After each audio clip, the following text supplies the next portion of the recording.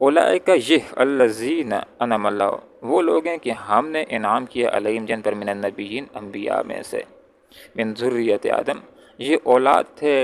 حضرت آدم علیہ السلام کی، جتنے انبیاء آئے ہیں ادریس علیہ السلام سمیت وہ سارے کے سارے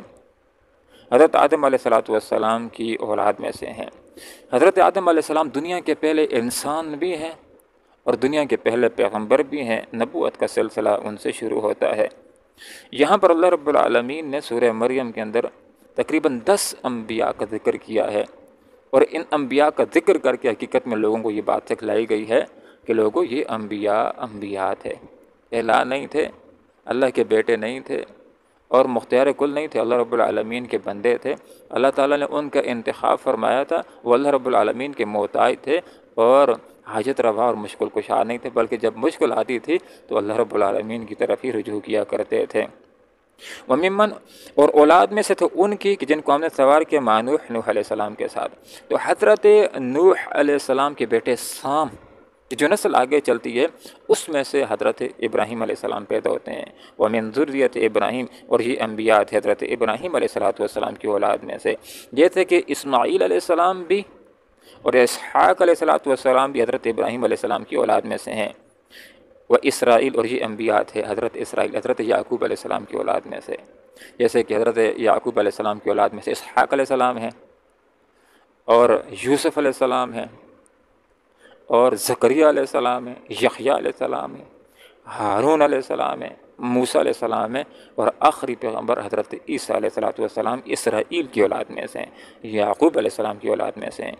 اور آپ صلی اللہ علیہ وسلم اسماعیل علیہ السلام کی اولاد میں سے ہیں۔ وممن ہدینا، اور جن کو ہم نے ہدایت دی، وہ ہے کہ یہ وہ ہستیاں، یہ انبیاء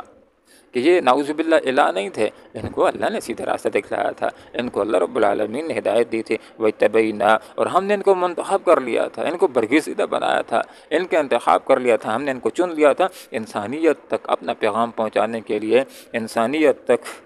ان کو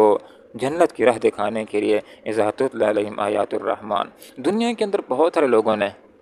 انہی انبیاء کو اپنا حاجت روا بھی ماننا شروع کر لیا، بہت سارے انسانوں نے ان کو پوجا کرنا بھی شروع کر دیا، جیسے کہ بعض عیسائیوں نے حضرت عیسیٰ علیہ السلام کو خدائی میں شریک کیا، بعض یہود نے عزیر علیہ السلام کو خدائی میں شریک کر لیا۔ تو یہاں پر یہ بات سمجھائی جا رہی ہے کہ جن کو تم خدائی کا درجہ دینے کے اوپر تیار ہو گئے ہو، ان کی تو اپنی حالت یہ تھی کہ اللہ کے آگے جھکا کرتے تھے، اللہ کی مان کر کے چلا کرتے تھے، جب مشکل آتی تھی تو اللہ کی طرف ہی رجوع کیا کرتے تھے، اللہ ہی کو حاجت روا مشکل کشا سمجھا کرتے تھے، اور تم دیکھو کہ تم ان کو خدا بنانا تم نے شروع کر دیا۔ پوری زندگی انبیاء کی جدوجہد کا خلاصہ یہ ہوا کرتی تھی کہ وہ لوگوں کو ایک اللہ کی بندگی کی دعوت دیا کرتے تھے۔ پوری زندگی انبیاء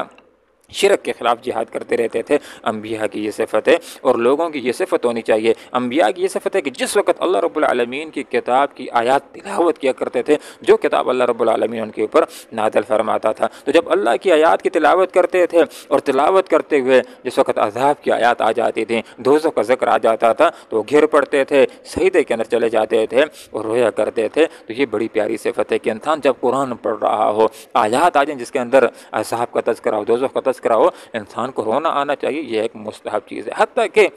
انسان اگر نماز پڑھ رہا ہے اور نماز کے دوران اگر ایسی آیات آ جاتی ہیں کہ جو آیات جس کے اندر جہنم کا تذکرہ ہے، تو انسان کو رونا آ جائے، انسان رونا شروع کر دے، تو اس سے نماز بھی فاسد نہیں ہوتی ہے، نماز کے اوپر کوئی منفی اثر نہیں پڑتا ہے۔ علماء نے یہ بات لکھی ہے کہ اگر نماز کے اندر جسمانی تکلیف کی وجہ سے روتا ہے، جسمانی کسی درد کی وجہ سے اگر روتا ہے، تو اس سے نماز فاسد ہوگی۔ لیکن اگر قرآن پڑھ رہا ہے اور قرآن کے اندر جہنم کی آیات کا تذکرہ آ گیا ہے اور جہنم کے خوف کی وجہ سے رونا شروع ہو گیا، تو اس سے نماز فاسد نہیں ہوتی، بلکہ یہ ایک مستحب امر ہے۔ یہ جو آیت ہے یہ آیت سجدہ ہے۔ جو آدمی بھی آیت سجدہ کو پڑھتا ہے یا سنتا ہے، اس کے اوپر سجدہ کرنا واجب ہوتا ہے۔ اللہ رب العالمین سے دعا کرتے ہیں کہ اللہ تعالیٰ قرآن و سنت کو سیکھنے کی، سمجھنے کی اور اخلاص کے ساتھ عمل کرنے کی توفیق عطا فرمائے۔ آمین۔ وآخر دعوانا الحمدللہ رب العالمین۔